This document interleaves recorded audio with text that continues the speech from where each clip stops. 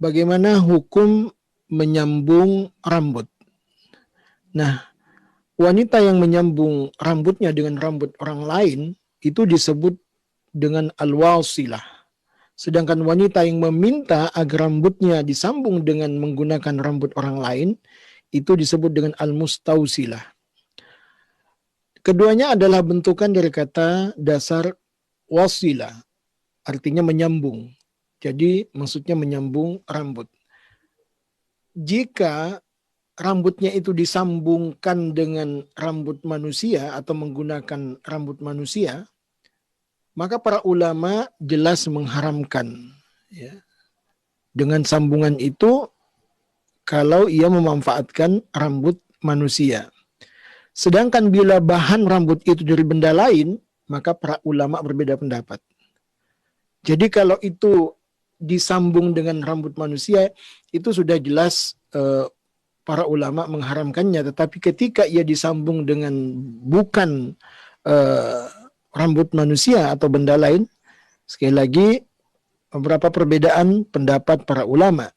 Yang pertama, jumhur ulama, para fuqaha, di dalamnya ada Al-Hanafiyah, di dalamnya ada Al-Malikiyah, As-Syafi'iyah, dan Al-Hanabilah, seluruhnya sepakat bahwa menyambung rambut dengan rambut manusia hukumnya haram. Baik rambut sambungan itu berasal dari rambut laki-laki maupun dari rambut perempuan. Apa dalil yang mereka pergunakan? Ya, dalil yang dipergunakan adalah hadis Rasulullah sallallahu alaihi wasallam an Asma'a binti Abi Bakrin anna imra'atan ja'at ila Rasulillah sallallahu alaihi wasallam faqalat inni ankahtu binati thumma asabaha syakwa fatamaraka ra'suha wa zawjuha yastahithuni biha afa asilu ra'saha fasabba Rasulullah sallallahu alaihi wasallam alwasilata wal mustawsilah. Dari Asma binti Abu Bakar radhiyallahu anha bahwa ada seorang perempuan yang menghadap Rasulullah sallallahu alaihi wasallam. Lalu ia berkata, "Telah kunikahkan anak gadisku setelah dia sakit, sehingga semua rambut kepalanya rontok dan suaminya memintaku segera mempertemukannya dengan anak gadisku itu. Apakah aku boleh menyambung rambut kepalanya?" Maka Rasulullah lantas melaknat perempuan yang menyambung rambut dan perempuan yang meminta agar rambutnya disambungkan. Hadis Bukhari Muslim. Nah, akhi fil azakumullah, selain hadis di atas, ya, para ulama juga mengharamkan dengan dasar hadis yang lain. Misalnya la'anallahu al-wasilati wal mustawsilah. Hadis ini juga diriwayatkan oleh Imam Bukhari dari Abu Hurairah. Nabi SAW bersabda, Allah melaknat perempuan yang menyambung rambutnya dengan perempuan yang meminta agar rambutnya disambung. Nah, adanya laknat untuk suatu amal ini menunjukkan bahwa amal tersebut hukumnya adalah haram. Dan juga ada hadis lainnya lagi yang tegas-tegas mengharamkan. Seseorang menyambung rambut dengan rambut manusia adalah haram.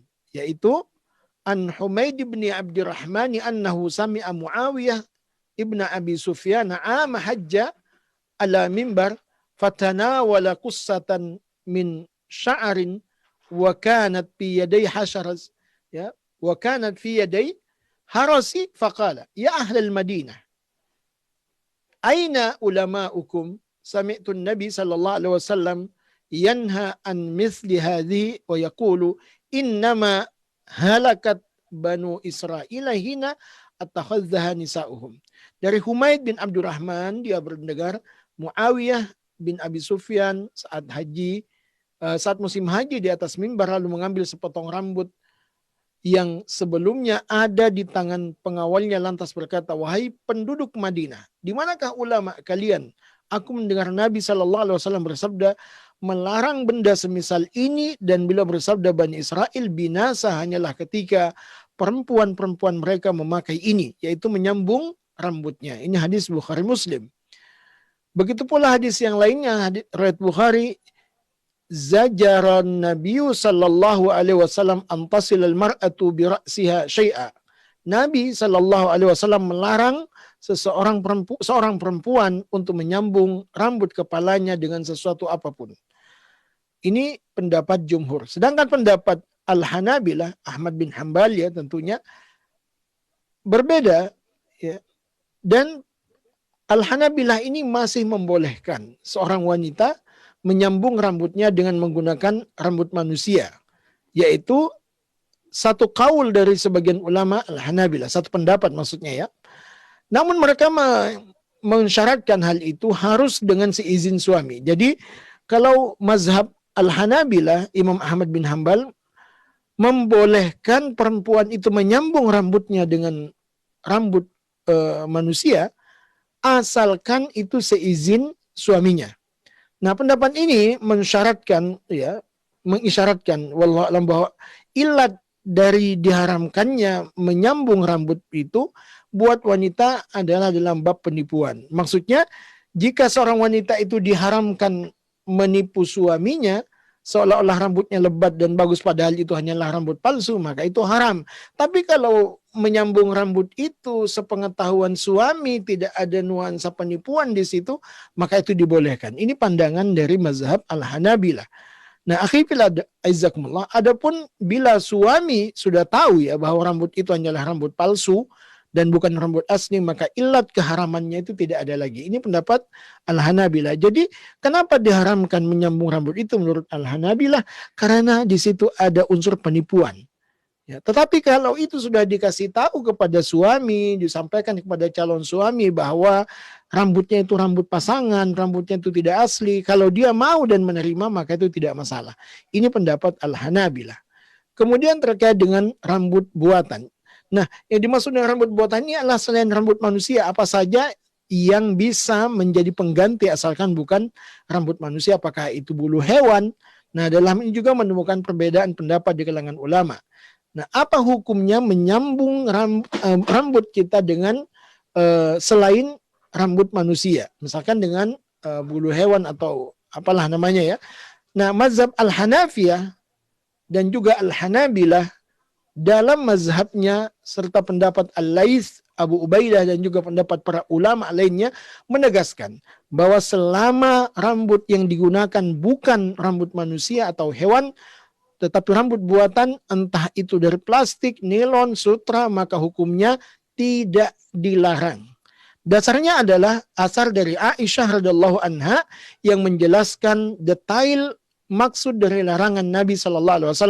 Dari Sa'ad al-Iskab, dari Ibnu Suraih, aku berkata kepada Aisyah bahwasanya Rasulullah melaknat perempuan yang menyambung rambutnya.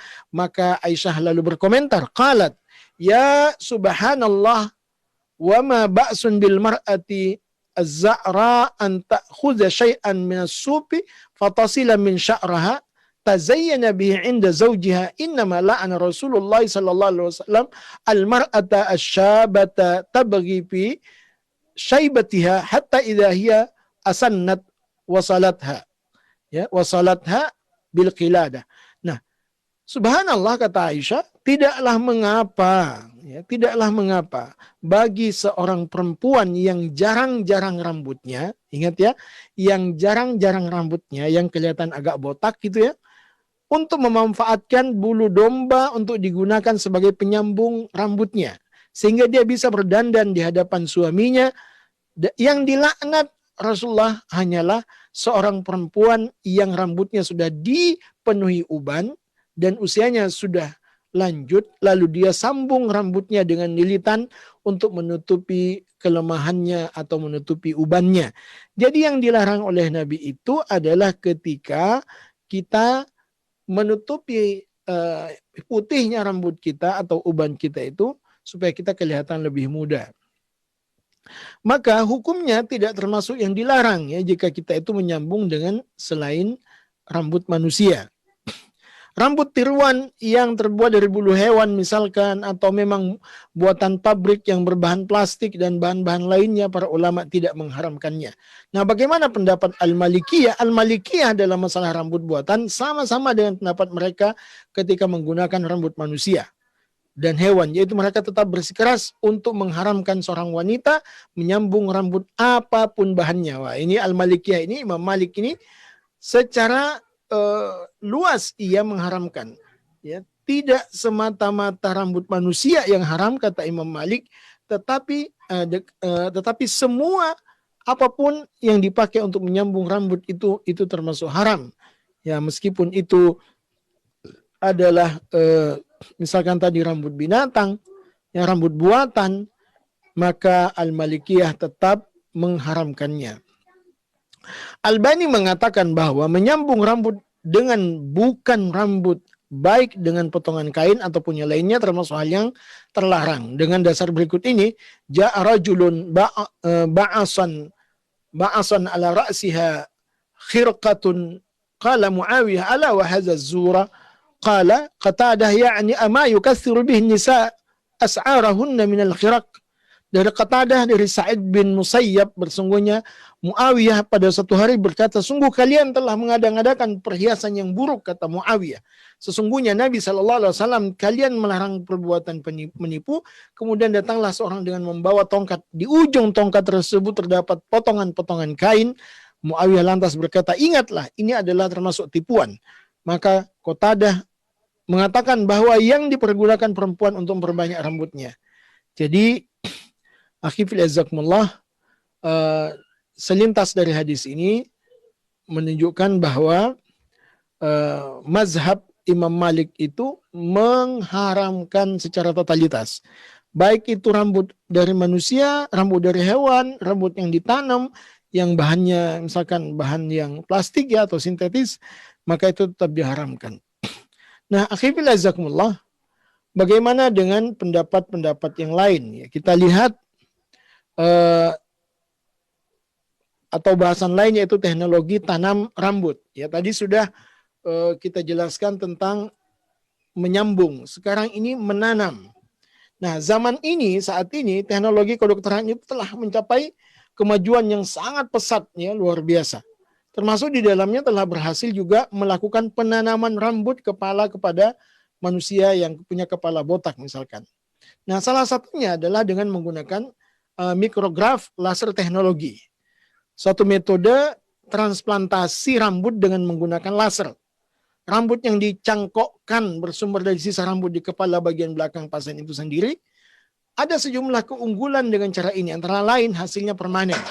Ya, pertumbuhan rambutnya alami dan hampir tak ada efek samping. Bahkan rambut tetap bisa disisir dan dicuci seperti rambut asli. Nah, satu-satunya masalah hanyalah harga. Sebab semua itu masih harus ditebus dengan harga mahal. Setiap helai rambut yang ditanam harganya 20.000. Jika menanam 1.000 helai maka 20 juta. Menanam rambut ternyata memang masih jauh lebih mahal ketimbang menanam rumput, ya. Nah, bagaimana pendapat Majma' Fikih Islami, lembaga fikih Islam yang mengadakan kajian fikih di tahun 2007 di Malaysia? Ia mengeluarkan ketetapan tentang hukum menanam rambut. Dalam masalah tata rias kecantikan, di antara hal-hal yang diperbolehkan adalah memperbaiki bagian tubuh yang rusak, baik karena terbakar maupun kecelakaan. Dengan cara apa? Mencangkok kulit dan menumbuhkannya. Maka akhifil azakumullah, ada berapa lagi hal yang diperbolehkan? Mengembalikan bentuk payudara bila terkait dengan penyakit, mencangkok, menanam rambut ketika rontok, tapi ini khususnya buat wanita. Nah, akhirnya jazakumullah, begitu banyak pandangan tentang hukum menanam rambut ini. Mudah-mudahan insya Allah masalah rambut ini cukup kita pahami sehingga mampu menjadi hazanah di dalam keilmuan keislaman kita. Alhamdulillah, insyaallah akhirnya jazakumullah, demikian apa yang bisa saya haturkan. Jazakumullah khairan katsira. Aku qouli hadza astaghfirullah li wa lakum. Assalamualaikum warahmatullahi wabarakatuh.